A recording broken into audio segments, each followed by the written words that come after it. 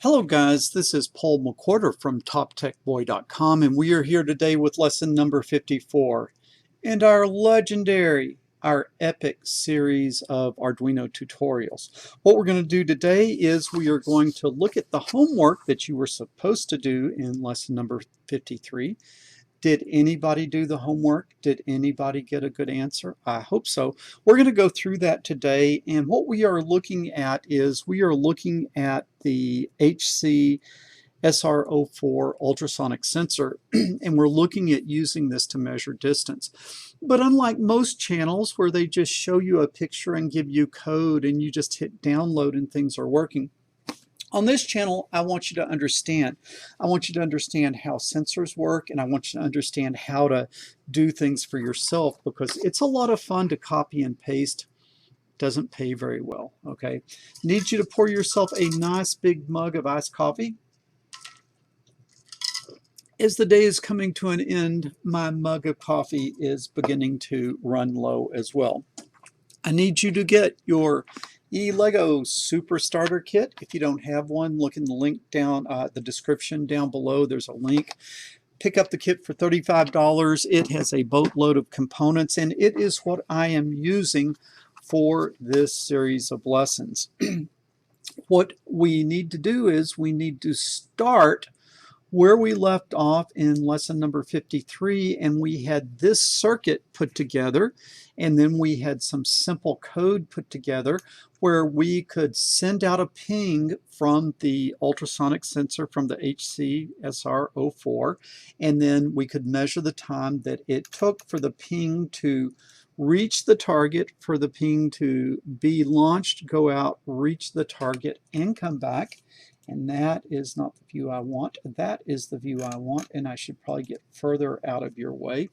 And so if you are not up on this, you can go back to lesson number 53 and catch up with us. But what you can see is just where we left off.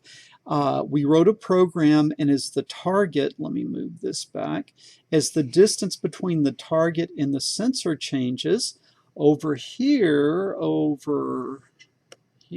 it is so hard to point over here, you see that we are printing out the ping travel time in microseconds, and then right here behind me is the oscilloscope, and there we just have a picture of that high pulse, which is the ping travel time, illustrated as a pulse coming off of this sensor.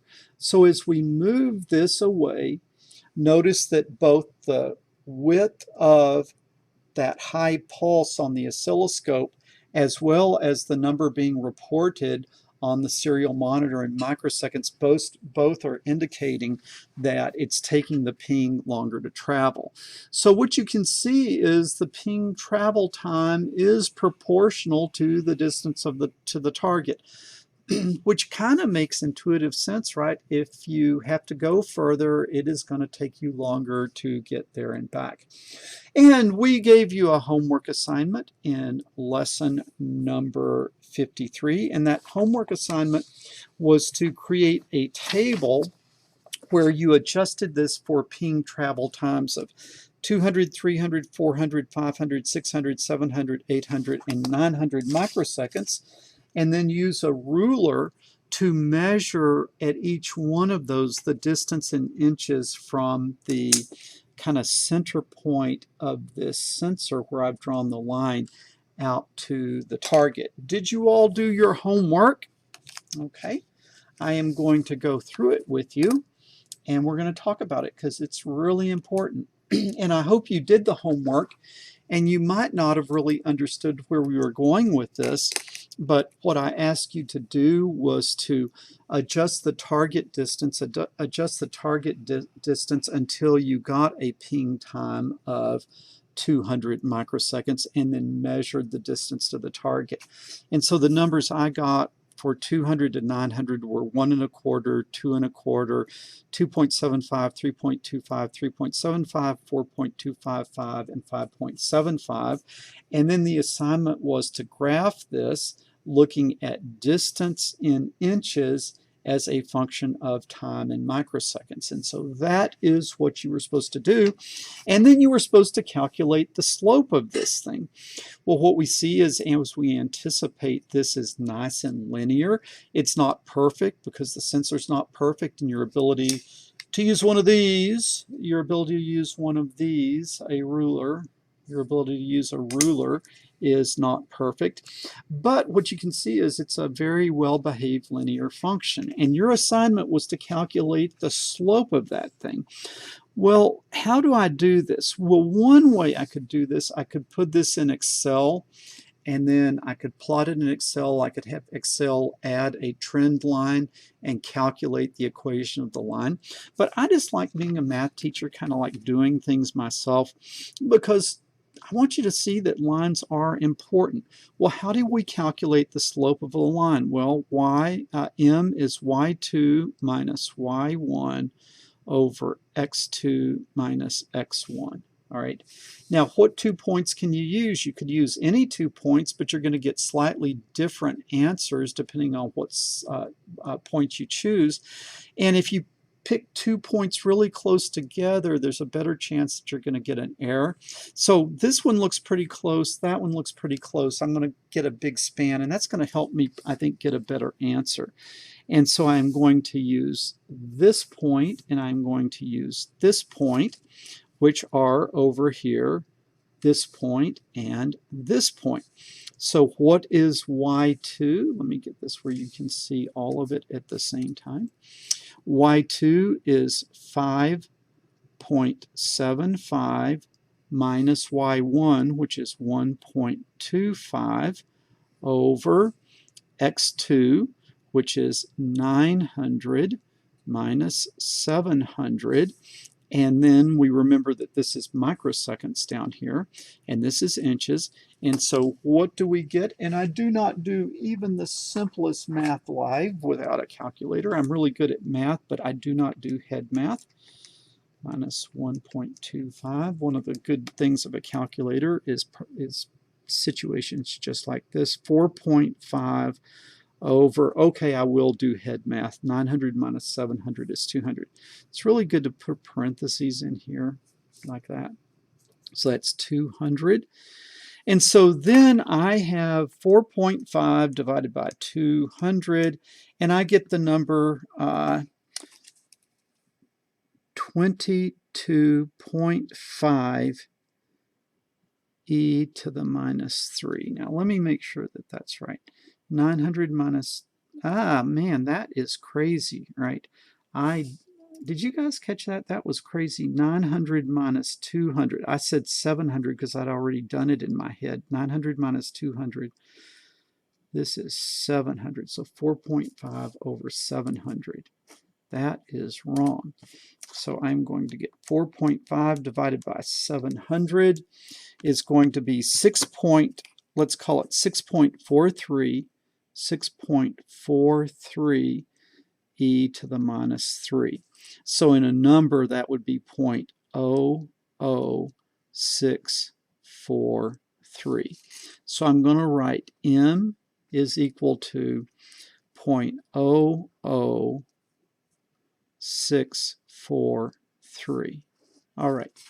Somebody tell me what that number is, what it means, and tell me why it's important. It has meaning. Okay, it has meaning. What does it mean? Pause the video, put a comment down below, and somebody tell me what this number means.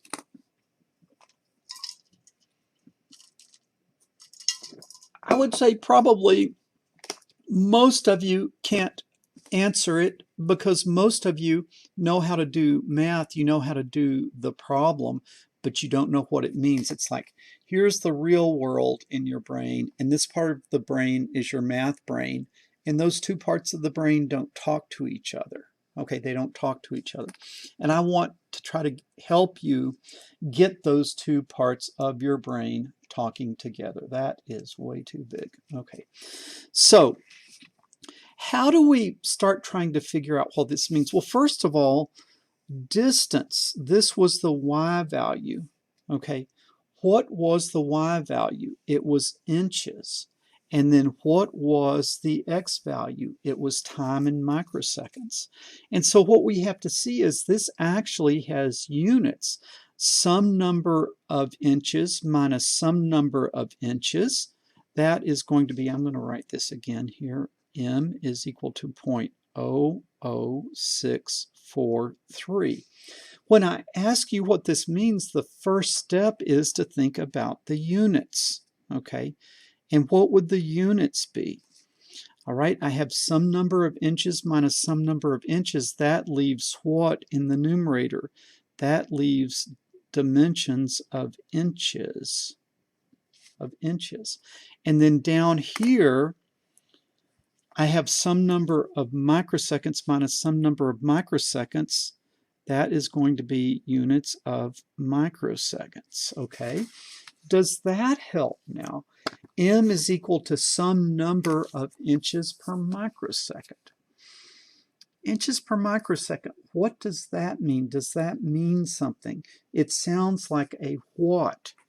It sounds like a velocity. It sounds like a speed. It sounds like some sort of rate of change. Remember how we said that slope back in the day in 8th grade or whatever, slope is rate of change? Well, yeah, it's rate of change. In this case, if I'm plotting distance versus time, it is a speed.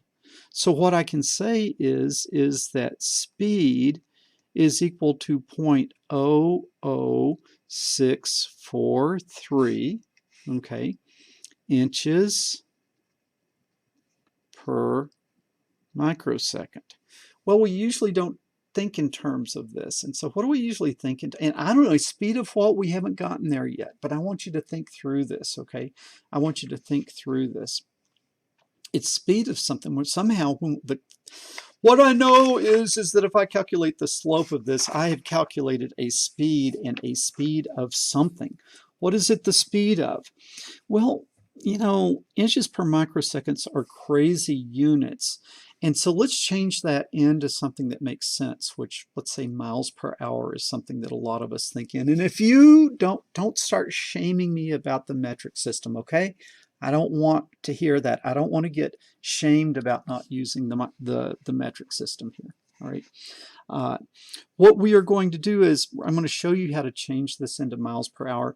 And then this is a really, really important technique that I'm going to show you. It's called dimensional analysis. And it's so important, we'll do a future video on it.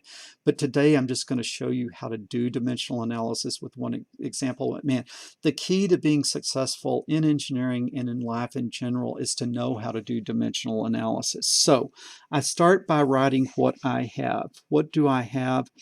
I have 0.00643 and I have inches per microsecond. Inches per microsecond. The secret to dimensional analysis is you just go across multiplying by things that are equivalent to 1, okay, until you get the dimensions that you want. So you're going to be multiplying by 1. Well, what is it that I don't want? I don't want inches, okay? I want to go to miles, but I don't know how to go to miles in one step. But what I can say is 1 inch is the same as, or I'm sorry, 12 inches is the same as 1 foot. So this is 12 inches is the same as 1 foot. So now you see when I did that, inches over inches is going to make 1. And so now the numerator is in dimensions of feet. What else do I know? I don't want feet there, so I'm going to have feet down here. Well, what do I know? 5280 foot. 5280 foot is 1 mile. Okay, so now foot over foot makes 1. Inches over inches make 1. What am I left with in the denominator? Miles. Okay, now what do I have in the denominator? I still have microseconds. So I want to get rid of microseconds. Well, I can go to seconds. Okay, So microseconds are down here, and I want to get rid of them, so I put them in the numerator. 1 million microseconds. So 1 million microseconds is equal to 1 second. Okay, so now microseconds over microseconds make 1. And so now I am in units of miles per second, but I want miles per hour. So what do I know? Well, I know that 1 hour is equal to 60 seconds times 60 minutes, which is 3,600 seconds. Okay, so seconds over seconds make 1. Microseconds over microseconds make 1. And foot over foot makes 1. So what am I left with? I am left with miles per hour. And now to get the answer, I have to just go in and multiply all the numerators together and divide by all the denominators, and then that will give me an answer in miles per hour if I do it right. So let me let you watch the calculator here. I will get a little further out of the way. Okay, I guess the main thing is you just kind of watch the numbers going in as you look at the equation. All right, so let's start, and we are going to say, that's kind of got a glare on it, doesn't it? All right, we'll do the best we can like this.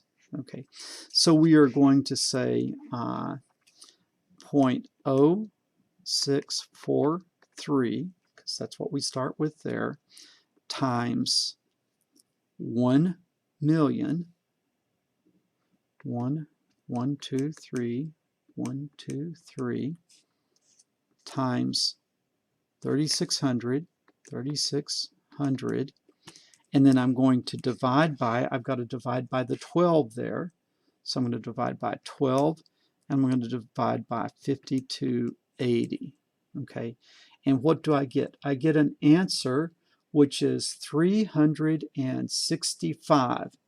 365. No, that's 3,650. I think I did this wrong, so let's try it again. I'm going to try it again. It's kind of hard to hold it where you can see it, then it's hard for me to see it. Okay, so we are going to do this again. Maybe you guys saw my mistake. 0.00643 times 1, 1, 2, 3, 1, 2, 3 times 3,600, and then divide by 5280 and divide by 12 is equal to 365. Boom. Okay, so this is equal to 365. And now let's check those units again. There's no such thing as canceling, but I am going to say, okay, let's make sure that we did this right. This inches and that inches make 1. This foot and that foot make 1.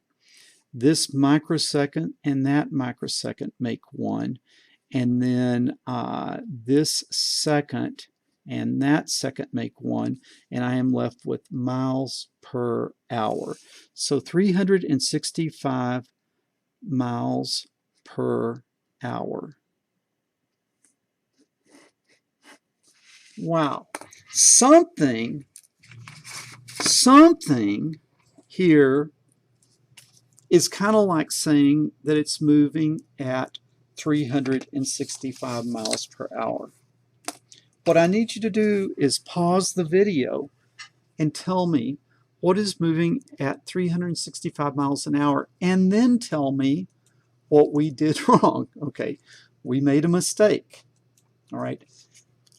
Tell me, at least tell me 365 miles an hour is probably related to what? Well, what do I have moving? I have a ping, and the ping goes and it comes back. And therefore, I'm measuring 365 miles an hour is the what? And then what mistake did I make? Pause the video, come back. Pause the video, go down, explain what is happening, all right? And then come back.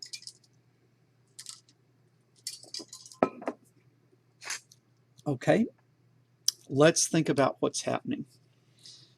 If this is a velocity, right? If this is giving me a velocity in this thing, what is the only thing that's moving? The ping. The ping is a what? It is a sound. It is a sound that is going from here to there and back. And so I am, in effect, measuring the speed of sound by taking the slope of this curve. But wait, when I look up the speed of sound on the internet, I am told that the speed of sound is about, I think, 760 miles per hour. So if the internet says that the speed of sound is 760 miles an hour, and my sensor and my math is telling me that the speed of sound is 365 miles an hour, what are the possibilities? Well, one possibility is a really lousy sensor, but when we look at the math is very linear, it's very well behaved, and so there's not a huge amount of noise, so I don't think that it's sensor error. And we did our math right, so I don't think I made a math mistake, but what did I do? I made a thinking mistake. We made a thinking mistake, all right? So let's think, when we did this distance, what did we do? Okay, we said that, like right here, we said that at a ping time of about 400, we were, let's see, we said that that was, like right here, we measured that as 3 inches. Let's say we measured it as 3¼ inches. And so we wrote down distance as 3.25 inches because I look at my ruler and this is 1, 2, 3.25. So I wrote down 3.25 as distance. Why is that off? Okay, here's the secret. The ping went 3½ inches there and 3½ inches back. And so that 3.25, that is the distance to the target, but the actual travel distance was 6.5. Okay, and so in effect, all of these numbers were off by a factor of 2. They should have been a factor of 2 larger because we should have been reporting round trip the distance traveled, not the distance measured with the ruler. Did anybody figure that out? Okay, now what you can see is that with the y values being twice as much, the slope would have been twice as much, and therefore this would have been twice as much. And so if we take 365 times 2 to correct for our miscalculation, our misthinking, we get 730, let me write it better, 730 miles per hour. Okay, and the known speed of sound is 760 miles an hour. Well, why are we off? Well, I can believe that. I can believe that's like, that's like a 5% error. Well, I can believe that I can't read this ruler better than 5%. Is that really 5%? 10% would be off by 73. And I'm not off by 73, I'm off by like half of that. I'm like 5% error. I can believe that I can't read this ruler to 5%.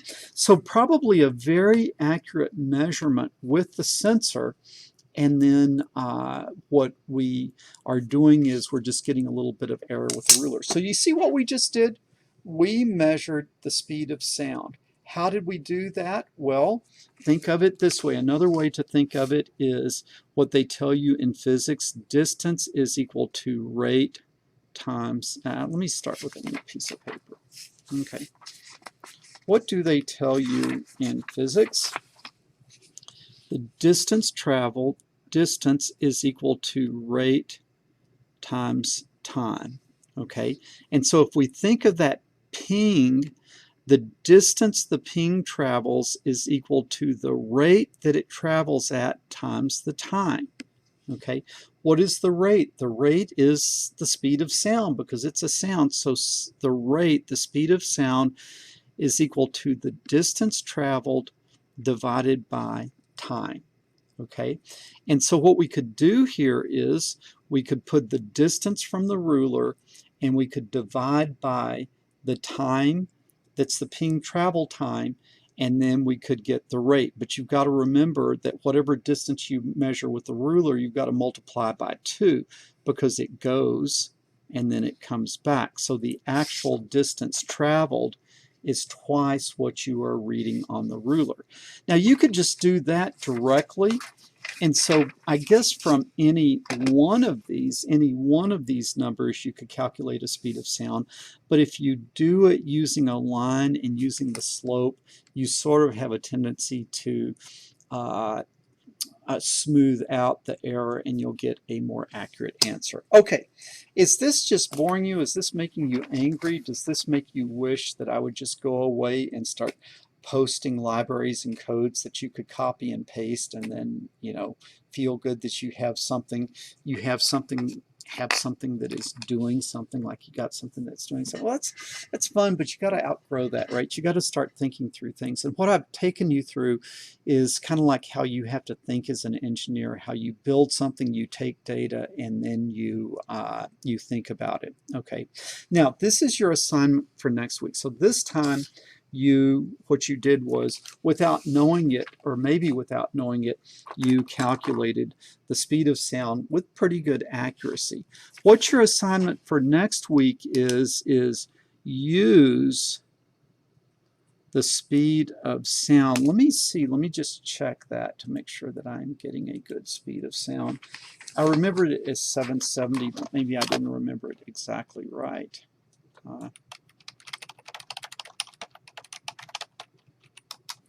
Okay, and the internet says 767. Okay, so go ahead and just use speed of sound is equal to 767 miles per hour.